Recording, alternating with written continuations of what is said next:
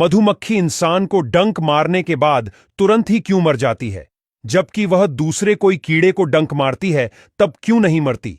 क्या इंसान के शरीर में कोई ऐसा तत्व मौजूद है जिससे मधुमक्खी मर जाती है? आइए जानते हैं मधुमक्खी के मरने के पीछे का रहस्यमयी विज्ञान। मधुमक्खी की यह बात हम 3 स्टेप में जानेंगे। पहले स्टेप में जानेंगे कि शहद कैसे बनता है। दूसरे स्टेप में जानेंगे कि मधुमक्खी के छत्ते में मोम कैसे बनता है और कौन बनाता है। आखिरी स्टेप में जानेंगे कि मधुमक्खी इंसान को डंक मार के क्यों मर जाती है। ये तीनों स्टेप पसंद आए तो पेज को फॉलो जरूर कर लेना। स्टेप 1, आइए जानते हैं कि शहद कैसे बनता है। शहद बनने की क्रिया बहुत ही अद्भुत और किसी जादुई करिश्मे से कम नहीं है। सबसे पहले फील्ड वर्क करने वाली मधुमक्खियां फूलों से नेक्टार को इकट्ठा करती है। नेक्टार फूलों में पाया जाने वाला एक मीठा तरल पदार्थ होता है।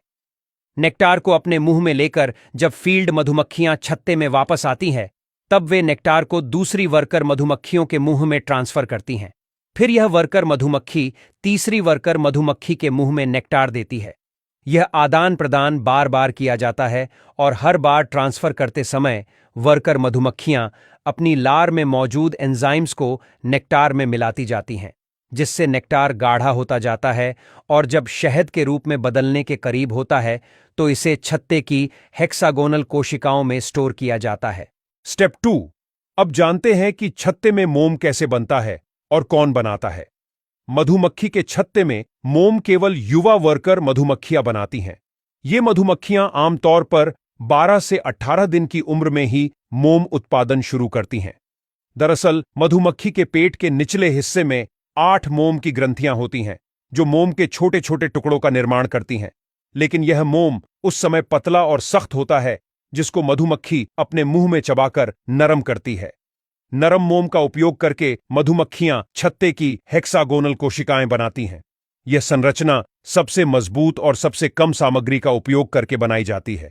मधुमक्खी को मोम के उत्पादन के लिए ऊर्जा चाहिए होती है, जो उसको शहद से मिलती है। आमतौर पर 1 किलोग्राम मोम बनाने के लिए मधुमक्खियों को लगभग 6 से 7 किलोग्राम शहद की आवश्यकता होती है। सोचिए कि मोम बनाने में कितनी मेहनत और ऊर्जा लगती है। अब जानिए कि मधुमक्खी इंसान को डंक मारने के बाद क्यों मर जाती है। दरअसल मधुमक्खी डंक मारने से नहीं, लेकिन उस दौरान होने वाली समस्या से मरती है। जब मधुमक्खी डंक मारती है तब वह अपने शरीर में मौजूद जहर की ग्रंथि से अपिटॉक्सिन नामक तत्व इंसान के शरीर में दाखिल करती है। जब मधुमक्खी डंक मारती है तब इंसान की त्वचा मोटी होने के कारण उसका डंक इंसान की त्वचा में ही फंस जाता है।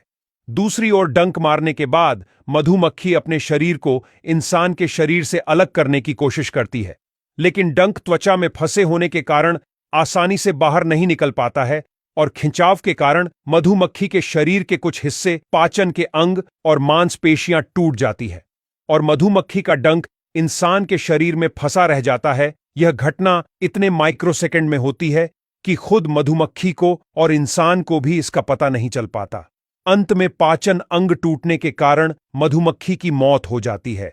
लेकिन यही मधुमक्खी जब दूसरे कीड़े को डंक मारती है तब नहीं मरती, क्योंकि दूसरे कीड़ों की त्वचा इंसानी त्वचा से काफी सॉफ्ट होती है, जिसमें मधुमक्खी आसानी से अपना डंक बाहर निकाल पाती है और उड़ जाती है।